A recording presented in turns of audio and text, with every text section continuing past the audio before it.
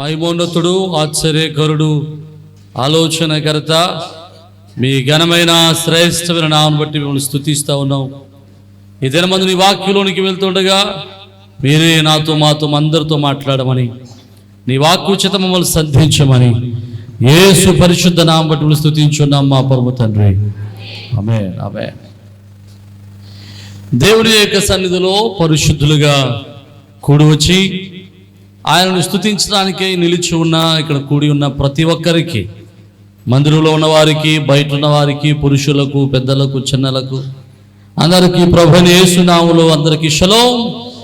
దేవుని కృపా సమాధానాలు ప్రభు మనెల్లరికి అనుగ్రహించును గాక.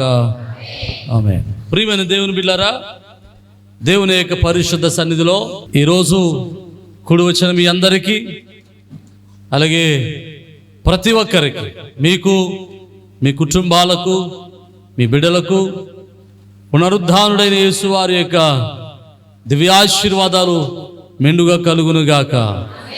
అలాగే మీకు, మీ కుటుంబానికి పునరుద్ధాన శుభాకాంక్షలు కలుగునుగాక. దేవుడు మిమ్మలను, మీ కుటుంబాలను ఆయన ఆశీర్వదించి తన పునరుద్ధాన బలము చేత నడిపించునుగాక. రైట్. పరిశుద్ధ గ్రంథంలో నుంచి కొన్ని విషయాలు మనం నేర్చుకోవడానికి ప్రయత్నం చేద్దాం. మత్తయి సువార్త 28వ అధ్యాయం 6వ వచనాన్ని మనం చదువుకుందాం. ఆయన ఇక్కడ లేడు, తాను చెప్పినట్టే ఆయన లేచి ఉన్నాడు. దేవునికి స్తోత్రం, హల్లెలూయా. పరిశుద్ధ గ్రంథంలో మనం గుడ్ ఫ్రైడే ఆరాధన దినమందు యేసుక్రీస్తు ప్రభుల వారు కలువరి శిలువలో రక్తం కార్చి మరణము పొంది సమాధి చేయబడి, అలాగే మరి ఆదివారం తెల్లవారుచుండగా ఆయన పునరుద్ధానుడై తిరిగి లేచారని మనం ఇప్పటి వరకు అనేక సార్లు, అనేక పర్యాయాలు వాక్యం నేర్చుకున్నాం. అయితే ఆదివారం తెల్లవారుచుండగా 23వ అధ్యాయం 1వ వచనం అంటాడు, ఆదివారం తెల్లవారుచుండగా మగ్దలేన మరియయు వేరొక మరియయు సమాధిని చూడడానికి వచ్చారట. యేసుక్రీస్తు ప్రభువుల వారి యొక్క సమాధిని చూడడానికి మగ్దలేన మరియ, వేరొక మరియ, అలాగే వీరందరూ కూడా యేసువారి సమాధిని చూడడానికి వెళ్తే అక్కడ 2 దేవదూతలు ఉన్నట్లుగా మనం చూస్తూ ఉన్నాం. అక్కడ ఉన్నటువంటి దేవదూతలు వారితో మాట్లాడుతూ ఉన్నారట. ఏమని? ఇక్కడ మత్తయిలో ఏమని రాస్తున్నాడంటే, ఒక దేవదూతని రాస్తున్నాడు చూడండి. ఆ దూత స్వరూపము మెరుపు వలె నుండెను, అతని వస్త్రహిమం అంత తెల్లగా ఉండెను, అతనికి భయపడుట వల్ల కావలి వారు వణికి చచ్చిన వారి వలె నుండిరి. దూత ఆ స్త్రీలను చూసి, మీరు భయపడకండి, సిలువ వేయబడిన యేసుని మీరు వెతుకుచున్నారని నాకు తెలియను, ఆయన ఇక్కడ లేడు, తాను చెప్పినట్లే ఆయన లేచి ఉన్నాడు. దేవునికి స్తోత్రం.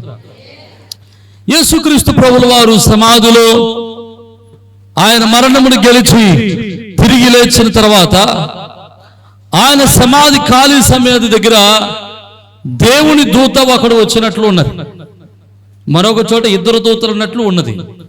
అయితే 2 దూతలున్నా, 1 దూతలున్నా, దేవుని దూతల యొక్క సమూహం అక్కడ ఉంది, దేవుని దూతల యొక్క ప్రస్తావన అక్కడ ఉన్నది.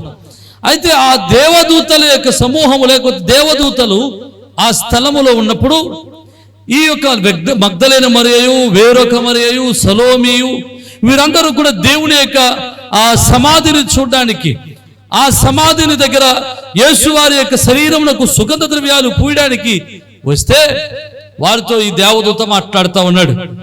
ఏమని మాట్లాడుతున్నాడు ఈయన? ఆ దేవదూత యొక్క స్వరూపం ఎలా ఉందట? మెరుపు వలె ఉన్నదట. దేవునికి స్తోత్రం. మెరుపు వలె ఉండి, అంటే తెల్లని వస్త్రాలు ధరించుకున్న వాడై, తెల్లని స్వరూపం కలిగిన వాడై ఉన్నాడు. దేవదూతల స్వరూపం అట్లా ఉంటుంది. ఆ దేవదూత వచ్చిన వారితో మాట్లాడుతున్నాడు, మీరు సిలువ వేయబడిన యేసును వెతుకుచున్నారని నాకు తెలుసు, కానీ ఆయన ఇక్కడ లేడు. దేవునికి స్తోత్రం. ఎక్కడ లేడు ఆయన? చెప్పట్లేదు, సమాధిలో లేడు, ఆయన మరణమును గెలిచి తిరిగి లేచాడు. దేవునికి స్తోత్రం, హల్లెలూయా, హల్లెలూయా. ప్రియమైన దేవుని బిడ్డారా, ఆయన మరణమును గెలిచాడు. ఈ భూమి మీద దేవుళ్ళు, దేవతలు అనబడిన వారు కోట్ల మంది ఉన్నారు. వారందరిలో కూడా క్రైస్తవ దేవునికి అనగా బైబుల్ చెబుతున్న దేవునికి, మనం ఆరాధించుచున్న దేవునికి ఉన్నటువంటి ఒక ప్రత్యేకమైన లక్షణం ఏంటో తెలుసా? ఈయన దేవుని చేసిన లక్షణం ఏంటో తెలుసా? ఈయన దేవుడు అని చెప్పడానికి గల ప్రధానమైన కారణం ఏంటో తెలుసా? ఆయన మరణమును గెలిచి తిరిగి లేచాడు. హల్లెలూయా, హల్లెలూయా. అందుకని చక్కటి పాట పాడతాం కదా, గీతం గీతం జయ జయ గీతం పాడిదాము, యేసురాజు లేచెను హల్లెలూయా, జయ మార్బటిల్చెదము. యేసురాజు లేచెను హల్లెలూయా, జయ మార్బటిల్చెదము. హల్లెలూయా. చూడు సమాధి మూసిన రాయి దొర్లింపబడెను, అందువేసిన ముద్ర కావలి నిల్చెను దైవసుతుని ముందు. అందువేసిన ముద్ర కావలి నిల్చెను దైవసుతుని ముందు. గీతం గీతం జయ జయ గీతం చేతట్టి పాడిదము, యేసురాజు లేచెను హల్లెలూయా, జయ మార్బటిల్చెదము. దేవునికి స్తోత్రం. ప్రియమైన దేవుని బిడ్డలారా, ఆయన సమాధిని గెలిచాడు. ఆయన సమాధిని గెలవడమే కాదు, ఆయన ఈ లోక రాజ్యాధికారాలను కూడా జయించాడు. దేవునికి స్తోత్రం. హల్లెలూయా. ఆయన సమాధిని గెలిచినప్పుడు ఏమైందో తెలుసా? మీకు మంచి మాట చెబుతాను. యేసు ప్రభువులు వారు సమాధి చేసినప్పుడు యూదుల్లో చాలామంది పిలాతు దగ్గరికి వెళ్ళారట. వెళ్ళి ఏమన్నారట? అయ్యా, ఆయన శిష్యులు అక్కడ చాలా అంటారు, ఆయన నేను 3వ దినాన లేతునని చెప్పిన మాట మాకు గుర్తుంది. ఎవరికి గుర్తుందట? యూదులకు గుర్తుంది. అంటే ఆయన నమ్మిన వాళ్ళకి గుర్తులేదు, కానీ ఎవరికి గుర్తుంది? ఆయన చంపడానికి వచ్చిన వాళ్ళకి గుర్తుంది. దేవునికి స్తోత్రం. హల్లెలూయా. చూడండి, ఎప్పుడైనా సరే మన మీద పగ పెట్టుకున్న వాడి మీదే మన విషయాలను గుర్తుపెట్టుకుంటాడు. మన మీద ప్రేమించేవాడానికి గుర్తుండవు. దేవునికి స్తోత్రం. అవును కదండి. మనల్ని ప్రేమించేవాడికి ఏమి గుర్తుండవు. ఏం గుర్తుండే? వాడు మంచోడు, మనం ఇష్టపడినాడు, మనం ఇష్టపడినాడు, వాడు సూపర్ అనుకుని వెళ్ళిపోతూ ఉంటాం. అదే మన మీద పగెట్టుకున్నాడు అనుకోండి, అప్పుడు ఏమన్నావు? డిసెంబర్ నెలలో ఏమన్నావు, జనవరిలో నెలలో ఏమన్నావు, ఎందుకు గుర్తుపెట్టుకుంటాడు. హల్లెలూయా. ఒకవేళ మీకు అలాంటి శత్రువులు ఉన్నట్లయితే అలాంటి వారు మీ అన్ని గుర్తుపెట్టుకుంటారు. మీకు ఏమైనా డేటా కావాలనుకోండి, ఎప్పుడు ఏం చెప్పాలో మర్చిపోనుకోండి, ఎవరైనా కలిపితే తిడతారు కదా, తిట్టినప్పుడు మొత్తం అన్ని చేత. దేవునికి స్తోత్రం. ఓకే, పిలాతు దగ్గరికి వెళ్ళి ఇలా అంటున్నారట, ఇదిగో ఆ వ్యక్తి, ఆ వంచకుడు ఇలాగూ చెప్పడం మాకు గుర్తుంది. కాబట్టి 3వ దినాన గాని వారి యొక్క శిష్యులు వచ్చి ఆ యొక్క సమాధిని తొలిచి, లేదా సమాధి రాయిని తీసి అందులో ఉన్నటువంటి దేహాన్ని దొంగిలించి యేసు లేచాడని అబద్ధ ప్రవచనాలు చెప్తారేమో, అబద్ధ మాటలు చెప్తారేమో. ఇప్పుడు వరకు జరిగిన మోసం కంటే, ఇప్పుడు వరకు జరిగిన దానికంటే ఇక ముందు జరిగేది భయంకరంగా ఉంటుంది. కాబట్టి దయచేసి నీ యొక్క సైనికులను పంపించి ఆ యొక్క సమాధిని భద్రం చేయండి, ఆ రాత్రికి ఆ సమాధికి ముద్ర వేయండి అని చెప్పి యూదులందరూ కలిసి ఆ పిలాతు దగ్గరికి వెళ్ళి రిక్వెస్ట్ చేశారట. రిక్వెస్ట్ చేస్తే ఈ పిలాతు ఏం చేశాడంటే రోమా సైనికులు పంపించాడు. రోమా సైనికులు వెళ్ళారు, ఆ సమాధికి సైన్లు వేశారు, గొలుసులేసి బంధించారు, రాజముద్ర వేశారు. రాజముద్ర వేసిన తర్వాత ఆ రాత్రంతా కాపలా ఉన్నారు, శుక్రవారం అంతా కాపలా ఉన్నారు, శనివారం రాత్రి కాపలా ఉన్నారు. కానీ ఒక మహా విషయం ఏంటో తెలుసా? పరలోకం నుండి దేవదూత ఒకడు దిగి వచ్చి ఆ రాత్రిని పొర్లించి ఆ రాజముద్రను తెంచివేసి యేసు వారిని బయటకు తీసుకొచ్చాడు. దేవునికి స్తోత్రం. హల్లెలూయా, హల్లెలూయా. ఆయన దేవదూత రాగానే ఆ రాజముద్ర తెగిపోయింది. ఆమేన్. ఆయన మరణాన్ని రాజ్యాధికారము అంటిపెట్టి ఉండలేకపోయింది. ఆయన మరణాన్ని, ఆయన శరీరాన్ని రాజ్యాధికారము దాచలేకపోయింది. ఆయన రాజ్యాధికారమును జయించిన వాడు. హల్లెలూయా. ఎవడు రాజముద్ర వేస్తే ఎవడు ఓపెన్ చేస్తాడు? మరలా రాజుగారు ఓపెన్ చేయాలి. ఆయన ఆజ్ఞ లేకుండా మరలా ఎవడు ఓపెన్ చేసినా చాలా శిక్ష ఉంటుంది. కానీ నా యేసయ్య రాజ్యాలను, రాజ్యాధికారాలను జయించిన వాడు.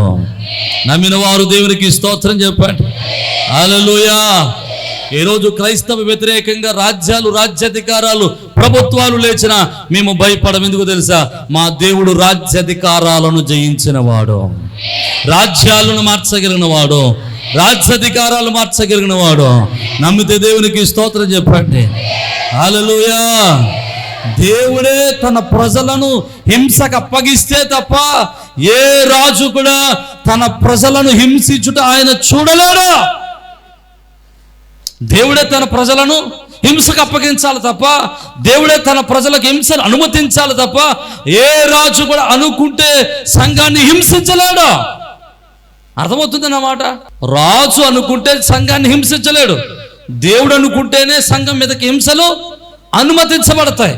సంఘం మీదకి దేవుడు శ్రమలను అనుమతించడం ఏంటండి? ఇది ఎక్కడ గొడవండి? అదేంటండి? తన ప్రజల మీదకి శ్రమలను ఆయన అనుమతిస్తాడా అంటే అనుమతిస్తాడు. ఎందుకు అనుమతిస్తాడు తెలుసా? చిన్న మాట చెప్తాను చూడండి. దేవుడు అన్నాడు, యేసుక్రీస్తు ప్రభువు వారు చెప్పాడు, ఇదిగో మీరు యెరూషలేములో ఎదురు చూడండి, మీరు శక్తి పొందుతారు, అప్పుడు యూదయలోను సమరయలోను భూదిగాంతముల వరకు మీరు సువార్త ప్రకటిస్తూ నాకు సాక్షులై ఉంటారు. మీరు సువార్త ప్రకటించుకుంటూ తిరగండి, సువార్త ప్రకటిస్తూ ఉండండి అన్నాడు. కానీ ఆది అపోస్తలుల సంఘం ఏమైందో తెలుసా? వారు విస్తరించడం మానేసి, ఇతర ప్రాంతాలకు వెళ్ళడం మానేసి, ఇతరులకు సువార్త ప్రకటించడం మానేసి యెరూషలేములో ఉండటం మొదలెట్టారు. కానీ దేవుని యొక్క ఉద్దేశం ఏంటి తెలుసా? సంఘం విస్తరింపబడాలి, అన్ని ప్రాంతాలకు సువార్త అందించబడాలి. ఇప్పుడు అన్ని ప్రాంతాలకు సువార్త అందించబడాలి అంటే సంఘం ఏం చేయాలి? చెదరగొట్టబడాలి. సంఘం చెదరగొట్టబడితేనే ఇక్కడున్న వాళ్ళు మరో చోటకి, మరో చోట ఉన్న వాళ్ళు మరో చోటకి వెళ్తారు. అలా చెదరగొట్టబడటమే దేవుడి చిత్తం కనుక యెరూషలేములో ఇశ్రాయేలుల సంఘం మీద, ఆది అపోస్తలుల సంఘం మీద శ్రమలు వచ్చాయి. ఆనాడు శ్రమలు వచ్చాయి కాబట్టి ఈనాడు వరకు సువార్త, ఈనాటి వరకు, ఈ ప్రాంతం వరకు, మన ప్రాంతం వరకు సువార్త అందించబడింది. ఆమేన్. హల్లెలూయా. ఆ రోజు శ్రమలు చుట్టకపోతే సంఘం విస్తరించేది కాదు. ఆ రోజు శ్రమలు చూడకపోతే సంఘము అభివృద్ధి చెందేది కాదు. ఆ రోజు శ్రమలు చూడకపోతే సంఘము ఆయా స్థలాల్లోనికి చెల్ల చెదరయ్యేది కాదు. అదే నేను అంటున్నాను, నా దేవుడు రాజ్యాధికారాలకు భయపడేవాడు కాదు, మమ్మల్ని హింసించడానికి ఎవడి తరము కాదు. హలో, తన సంఘాన్ని హింసించడానికి ఎవరి తరం కాదు. ఎందుకో తెలుసా? మేము రాజ్యాలను, రాజ్యాధికారాలను జయించిన రాజులకు రాజు అయిన దేవుని చేతి కింద ఉన్నాం. ఆయన చేతి కింద ఉన్న మమ్మల్ని ఎవడు ఏమి, ఎందుకో తెలుసు? వాక్యంలో ఒక మాట ఉంటుంది, మిమ్ములను ముట్టిన వాడు నా కన్ని పాపను ముట్టినాడు. మా దేవుడు మాకు వాగ్దానం చేశాడు, మన దేవుడు మనకు వాగ్దానం చేశాడు. ఏమని? మిమ్మల్ని ముట్టుకోవాలంటే నా కంటి పాపను ముట్టుకున్నట్లే. అంటే ఇప్పుడు ఎవడైనా మన కంటి పాపను ముట్టుకోగలం, మనమే మనం కట్టును గుడ్డి ముట్టుకోలేము. కారణం ఏంటి? ద సెన్సర్ అలా పనిచేస్తుంటుంది. మనం ఇలా ముట్టుకోవాలనుకుంటే మనకు తెలియకుండానే మన రెప్ప పడిపోతుంటది. ఒకవేళ ఎవడైనా మనల్ని ముట్టుకోవాలనుకుంటేనే మనకు తెలియకుండానే, వాడు మనల్ని ముట్టుకోవాలనుకున్న వాడికి తెలియకుండానే దేవుని యొక్క ఉగ్రత వాడి మీదకి వస్తుంది. అర్థమైతే దేవునికి స్తోత్రం. మన దేవుని రాజ్య పౌరులు, మన దేవుని రాజ్య సింహాసనము, మన దేవుని రాజ్య సైన్యము తన ప్రజలను హింసిస్తుండగా చూస్తూ ఊరుకునేది కాదు. దేవునికి స్తోత్రం. హల్లెలూయా. దేవుని రాజ్యములో ఉన్న తన పౌరులను కాపాడుకోవడం ఆయన బాధ్యత. హల్లెలూయా. అయితే సంఘం మీదకి ఎందుకు శ్రమలు వస్తున్నాయంటే ఆయన శ్రమలను సంఘం మీదకి అనుమతిస్తున్నాడు. ఎందుకు అనుమతిస్తున్నాడు? మన విశ్వాసాన్ని పరీక్షించడానికి, మనలను విశ్వాసంలో బలపరచడానికి, మనం అనేక మందికి సాక్షార్థకంగా ఉండడానికి, అనేక మందికి రక్షణ సువార్తను మనం ప్రకటించడానికి, మనల్ని విస్తరింప చేయడానికి, సంఘాన్ని బలపరచడానికి శ్రమలు సంఘంలో అనుమతించబడ్డాయి. దేవునికి స్తోత్రం. ఏ రాజు, ఏ అధికారి, ఏ బలమైన వాడు, ఏ నాయకుడు, ఏ సంస్థ క్రైస్తవ సంఘాన్ని ముట్టలేదో ఎప్పటి వరకు? దేవుడు అనుమతించే వరకు. మీరేదో పెద్ద మమ్మల్ని పోటుగాలాగా మేము వాళ్ళని బలవంతం చేసాం, వాళ్ళని చేసేసాం, వాళ్ళని కొట్టేసాం, వాళ్ళని చంపేసాం, వాళ్ళ మందిరాన్ని కూల్చేసాం, వాళ్ళ మందిరాన్ని కాల్ చేసాం అనుకున్నారు. మీరేమి చేయలేరు. It is permitted. అలా చేయడానికి దేవుడు అనుమతించాడు కాబట్టి మీరు చేస్తున్నారు. అనుమతించకపోతే మీ పని ఇప్పుడు అయిపోతుంది. దేవునికి స్తోత్రం. మా దేవుడు కాపాడుకోలేని దేవుడు కాదు. ఒకసారి ఏలియా దగ్గరికి ఒక 50 మంది వచ్చి ఏలియాను బలవంతంగా తీసుకెళ్ళడానికి వచ్చారట. ఎలీషా అనుకుంటా. బలవంతంగా తీసుకెళ్ళడానికి వస్తే, నేను జీవం గల దేవుడిని సేవకుండా అయితే వాళ్ళు ఇప్పుడే కాలిపోతారు అన్నాడట. ఆ 50 మంది అప్పటికప్పుడు కాలిపోయి చచ్చిపోరు. అలాంటి పవర్ మన దగ్గర ఉంది. మనం ఆరాధించుతున్న దేవుడు మనల్ని రక్షించుకున్నటకు అసమర్థుడేమి కాదా. మన దేవుడు రాజ్యాలను, రాజ్యాధికారములను జయించిన వాడు. నమ్మిన వారు దేవునికి స్తోత్రం చెప్దాం. హల్లెలూయా. ఆయన పునరుద్ధానము రాజ్యాల మీద అధికారాన్ని చూపించింది. ఆయన పునరుద్ధానము మరణమును జయించింది. ఆయన పునరుద్ధానము సాతాను మీద విజయ పతాకాన్ని ఎగురవేసింది. ఆయన పునరుద్ధానము సాతాను పాతాళపు చెలను స్వాధీనపరుచుకునేటట్టు చేసింది. దేవునికి స్తోత్రం. హల్లెలూయా. ఆయన పునరుద్ధానం వల్ల కలిగినటువంటి 4 సంఘటనలు మీకు జ్ఞాపకం చేసుకుని 4 విషయాలు చెప్పి నేను ముగించడానికి ప్రయత్నం చేస్తాను. మొట్టమొదటి విషయం, క్రీస్తు పునరుద్ధానము వలన క్రీస్తు దైవత్వము నిరూపించబడింది. హలో, ఏది నిరూపించబడిందండి? క్రీస్తు వారి దైవత్వము. చాలా మంది అంటారు 3 మేకులు పీక్కోలేడు అంటున్నాడు. ఆయన 3 మేకులు పీక్కోలేక కాదు, అంతకు మించి ఘన కార్యాన్ని చేయడానికి ఆ 3 మేకులకు కొట్టబడి చనిపోయాడు. ఆయన చనిపోయాడు. ఆయన మరణమును గెలిచి తిరిగి లేచాడు. దేవునికి స్తోత్రం. హల్లెలూయా. ఇంకా చాలా మంది దేవుళ్ళు, దేవతలు అనబడిన వారు బాణాలు తగిలి చచ్చిపోయారు, లేదా ఇంకోటి తగిలి చచ్చిపోయారు. కానీ వాళ్ళు ఎవరో గెలవలేకపోయారు మరణాన్ని. నా యేసయ్య ఒక్కడే మరణాన్ని గెలిచి తిరిగి లేచాడు. నమ్మితే దేవునికి స్తోత్రం చెప్పండి. హల్లెలూయా. ఈరోజు మనము లోకంలో దేవుళ్ళు, దేవతలు అనబడిన వారందరినీ విడిచిపెట్టి యేసయ్యను అంగీకరించడానికి గల ప్రధానమైన కారణాలు, ఒక కారణం ఏంటో తెలుసా? ఆయన ఒక్కడే మరణమును జయించిన వాడు. ఆయన తప్ప మరణమును జయించిన మరొకడు ఎవడు లేడు. నమ్మితే బిగ్గరగా దేవునికి స్తోత్రం చెప్దాం. చప్పలు కొడితే దేవుని నామాన్ని మహిమపడదాం. హల్లెలూయా, హల్లెలూయా, హల్లెలూయా. ఆయన పునరుద్ధానము ఆయన దైవత్వాన్ని నిరూపించింది. ఆయన దేవుడు అని నిరూపించింది. ఆయన దైవ శక్తి కలిగిన వాడని నిరూపించింది. అంతేకాదు, ఆయన చెప్పిన మాట నెరవేరినట్లు చేసేది. దేవునికి స్తోత్రం. ఆయన చెప్పాడు, నేనే పునరుద్ధానము, నేనే జీవమని. నేను 3 దినాల తర్వాత తిరిగి లేస్తానని చెప్పాడు. ఆయన తిరిగి లేస్తానని చెప్పాడు. చెప్పినట్టు తిరిగి లేచాడు. దేవునికి స్తోత్రం. నా దేవుడు మాట ఇస్తాడు, మాట మీద నిలబడతాడు. నమ్మితే దేవునికి స్తోత్రం చెప్పు. హల్లెలూయా. నా దేవుడు మాట ఇచ్చాడంటే ఆ మాట ఎట్టి పరిస్థితుల్లోనూ తప్పిపోదు. ఆయన వాగ్దానం చేశాడంటే వాగ్దాన ఫలము ఖచ్చితంగా మనం అనుభవించి తీరుతాం. హల్లెలూయా. మొట్టమొదటి పునరుద్ధానము క్రీస్తు దైవత్వాన్ని నిరూపించింది. ఆయనను దేవుళ్ళో ఒక్కడిని చేయలేదండి, ఆయన ఒక్కడే దేవుడై ఉన్నాడని గుర్తించింది. దేవునికి స్తోత్రం. ఇప్పుడు ఆయన దేవుళ్ళో ఒకడవలేదు. పునరుద్ధానం వల్ల ఏమయ్యాడు? ఆయన ఒక్కడే దేవుడు అయ్యాడు. దేవునికి స్తోత్రం.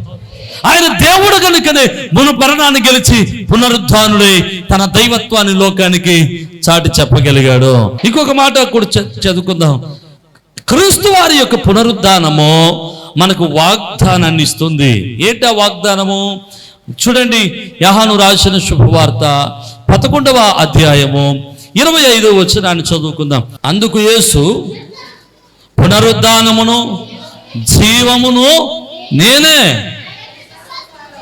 నా యందు విశ్వాసం ఉంచువాడు చనిపోయినను బ్రతుకుతాడు, బ్రతికి నా యందు విశ్వాసం ఉంచువాడు ఎన్నటికి చనిపోడు. దేవునికి స్తోత్రం. రెండవది, ఆయన పునరుద్ధానము మనకు ఒక వాగ్దానం ఇచ్చింది. ఏంటి ఆ వాగ్దానం అంటే, మనం ఒక రోజు చనిపోయినా తిరిగి లేస్తాము. నమ్మితే దేవునికి స్తోత్రం. హల్లెలూయా. ఆయన వాగ్దాన బలం ఇచ్చింది. ఏంటా బలము? ఆయన మరణాన్ని గెలిచాడు కనుక ఆయన విశ్వాసం ఉంచిన వారు కూడా ఖచ్చితంగా మరణమును గెలిచి తిరిగి లేవగలుగుతారు. నమ్మితే దేవునికి స్తోత్రం చెబుదాం. హల్లెలూయా. ఆయన వాగ్దానం ఇచ్చాడు. మృతుల పునరుద్ధానం ఉంది. అందుకు అంటాడు కదా, ఇదిగో నిద్రించుచున్న వారి గురించి దుఃఖించవద్దు. ఎవరి కోసం దుఃఖించొద్దు? నిద్రించిన వారి కోసం దుఃఖించొద్దు. ఎందుకు వారి కోసం దుఃఖించకూడదు? వారు ఒకరోజు క్రీస్తు ఎలాగైతే మరణమును గెలిచి పునరుద్ధానుడయ్యాడో ఆయన విశ్వాసం ఉంచిన వారు కూడా అలాగుననే మరణమును గెలిచి పునరుద్ధానులు అవుతారు. దేవునికి స్తోత్రం. హల్లెలూయా. అందుకని ఇప్పుడు రోజు క్రైస్తవునికి ఒక వాగ్దానం కలిగింది. ఏంటి ఆ వాగ్దానం అంటే, క్రీస్తులో ఉన్నవాడు ఎవడైనా సరే ఒకవేళ మరణిస్తే ఖచ్చితంగా ఒకరోజు వాడు క్రీస్తు పునరుద్ధానుడైనట్టుగా వాడు తిరిగి బ్రతుకుతాడు. హల్లెలూయా. ఒకవేళ మన పితరులలో ఎవరైనా సరే క్రీస్తునందు ఉన్న వారైతే, క్రీస్తునందు మృతులైన వారైతే, రక్షణ పొందిన వారైతే, రక్షణ అనుభవంలో ఉన్న వారైతే ఖచ్చితంగా వారు కూడా మృతుల లోకంలో నుండి, లేకపోతే వారు పరలోక పరదేశంలో నుంచి మరణమును గెలిచి మరలా సమాధిని గెలిచి తిరిగి లేవబోతున్నారు. హల్లెలూయా. వారిని మనం చూడబోతున్నాము. హల్లెలూయా. మరియా, వేరొక మరియా, సలోమి, వీళ్ళందరూ యేసు ప్రభువుని చూడటానికి వెళ్ళారు. వాళ్ళందరూ యేసు ప్రభువుని చూశారు. యేసు ప్రభు శిష్యులందరూ యేసు ప్రభువుని చూశారు. 40 దినాలు ఇంచుమించు 500 మంది కంటే పై మందికి ఆయన కనిపించాడు. 100 మందికి కనిపించాడు. అలాగుననే మరణము గెలిచిన యేసు ఎంతమందికి అందరికి ఎలా కనిపించాడో మరణమును గెలవబోతున్న పరిశుద్ధులందరూ మనకు కనబడబోతున్నారు. హల్లెలూయా. వారిని మనం కలవబోతున్నాము. మీకు విషయం చెప్పరా? మా నాన్నగారు మరణించినప్పుడు, మా తల్లిగారు మరణించినప్పుడు, ఇంచుమించు మన సంఘంలో చాలా మంది మరణించినప్పుడు అందరూ ఏడుస్తారు. భౌతికంగా దుఃఖం వచ్చింది, అందరూ ఏడ్చారు. నాలో కూడా కొంచెం దుఃఖం వచ్చింది.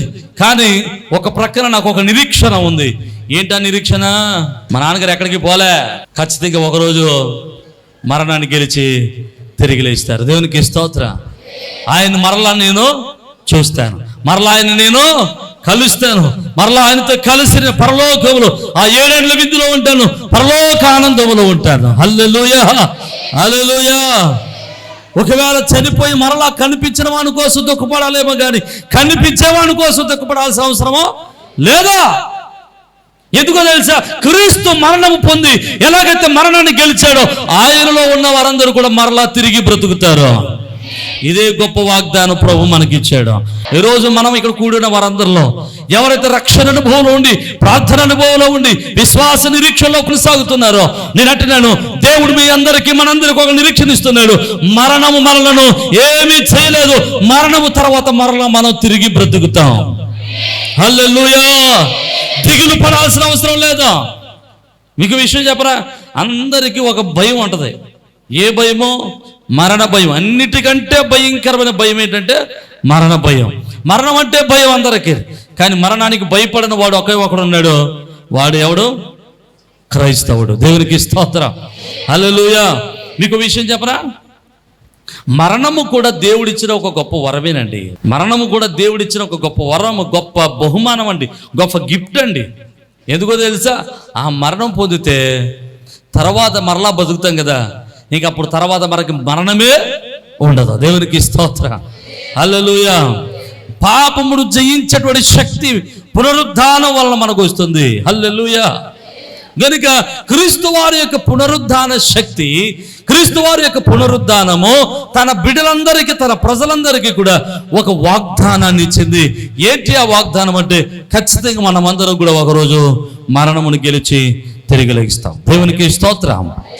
ఇక మూడవది, క్రీస్తు పునరుద్ధానము క్రైస్తవ విశ్వాసానికి బలం ఇచ్చింది.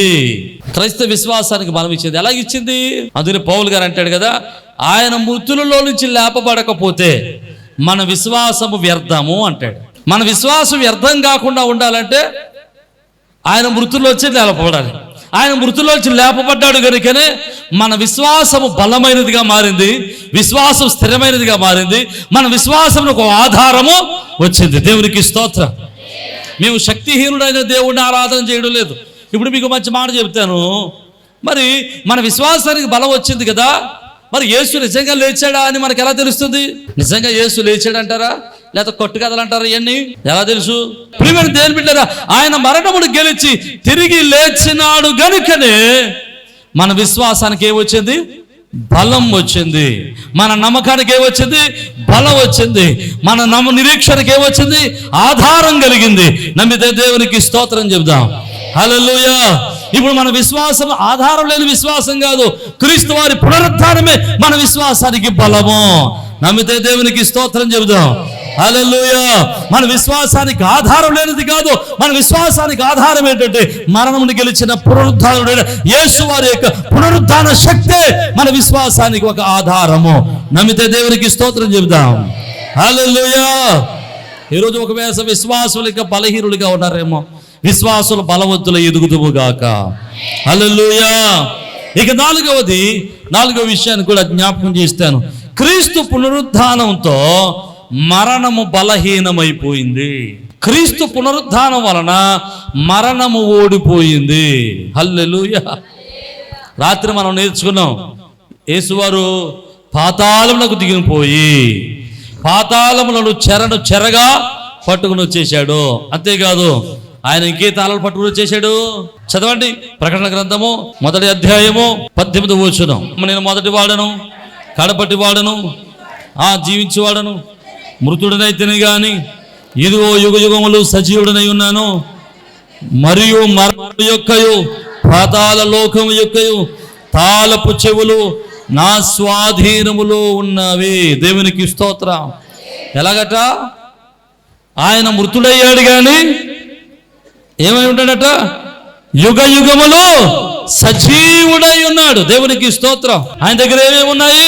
పాతాళ ద్వారములు తాళపు చెవులు, మరణపు తాళపు చెవులు ఆయన దగ్గర ఉన్నాయట. దేవునికి స్తోత్రం. ఇప్పుడు తాళం చేతులు ఎవరి దగ్గర ఉంటే అధికారం ఎవరి చేతులు? వాళ్ళ చేతులు ఉన్నట్టు, అంతే కదండి? అంతేనా? ఇంక కదా. ఇప్పుడు తాళాలు పెద్ద కోళ్ళకి ఇచ్చి అధికారం అంతా చిన్న కోళ్ళకి ఇస్తారా? అది కరెక్టా? ఇప్పుడు మీకు తాళలోమో మీకు ఇవ్వటం మానేసి మీ తోడుకోళ్ళకి ఇచ్చారనుకోండి, ఆడవాళ్ళు చెప్పండి, అమ్మ అధికారం అంతా ఇది అన్నారు అనుకోండి, మీరేమంటారు?